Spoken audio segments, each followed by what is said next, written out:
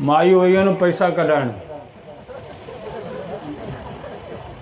टंडे में मातलीअ में डिवाइस ते जेको आङूठा वेठो हणाए सो मेघवाड़ा या कोहली आहे। हाणे उहो असां मुस्लमाननि जे माईअ खे ॿाह मां जलियो आङूठा वेठो हणाए अञो असांजे मुस्लमान जे नियाणीअ जो हथु कोहलीअ जे हथ में आहे, मेघवाड़ जे हथ में आहे, हिकिड़े भील जे हथ में आहे, पर असांखे कावड़ कोन थी अचे। छो त असांखे लालच आहे पैसे जी।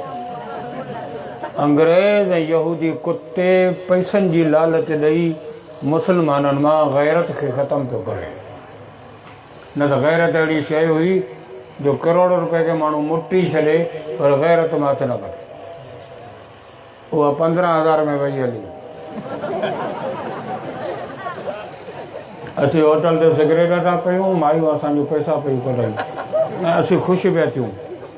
मूंखे ॿुधाए त हीअ क़ौम वञे केॾांहुं पई, हुन क़ौम खे सम्झायूं की केॾांहुं पिया हे माण्हू वञनि। जंहिं नबीअ ते तव्हां ऐं असां कलमो पढ़ियो आहे उन नबीअ त काफ़रनि जे नियाणे जे मथे तां बि चादरूं विधियूं त काफ़र जे नियाणी जो बि मथो उघाड़ो न हुजे। इहो त नबीअ जो सबक़ु हो। उते नबीअ ते कलमे पाइण वारी अॼु बाज़ार जो सिंगार आहे, अॼु रोडनि ते डांस पई करे।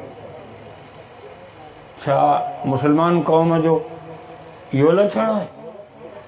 छा मुस्लमाननि खे संदन नबीअ इहा तालीम ॾिनी आहे?